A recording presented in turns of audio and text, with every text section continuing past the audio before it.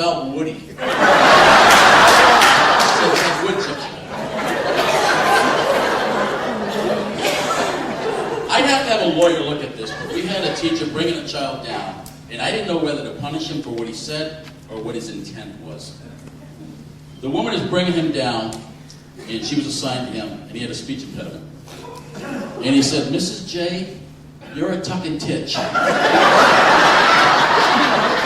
Now, is it the intent of the law? Or is it, actually doing something? I don't know. Being a teacher is very difficult. How many teachers in the room are It's a very tough profession, but a very noble profession.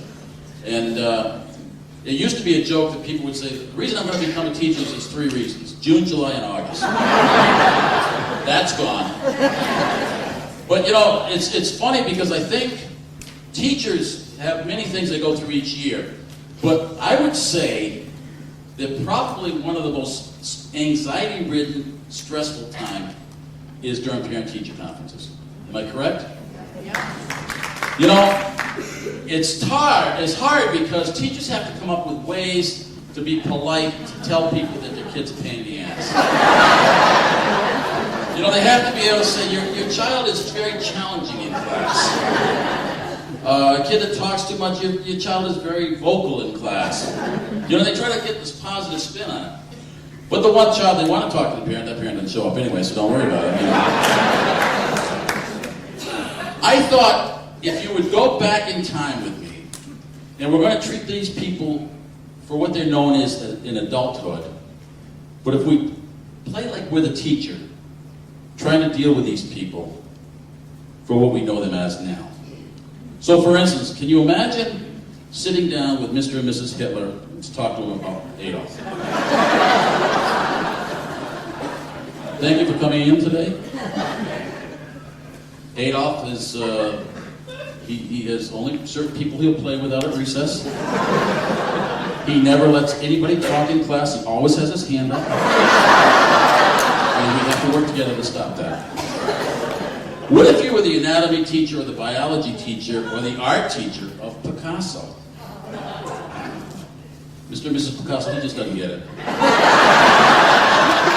Have you seen his artwork?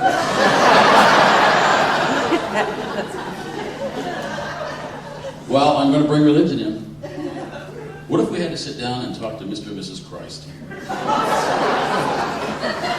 Mr. and Mrs. Christ, thank you for coming in. Is it okay if we call you Mary and Joseph? Well, Jesus we're kind of concerned about because he's kind of bullying kids out at recess. In fact, there was a 3rd grade girl in a wheelchair. He made her walk home.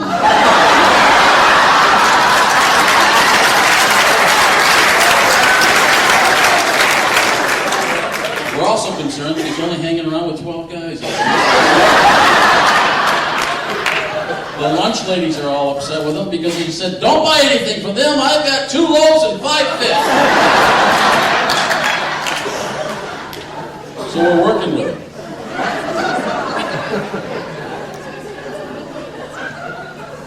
Have you ever asked yourself reasons why or thoughts like that? I mean, my mind kind of wanders why. Why do we call speed bumps when they should slow us down? Why? I wonder what Christ said. He was a carpenter. He had to hit his stomach occasionally. What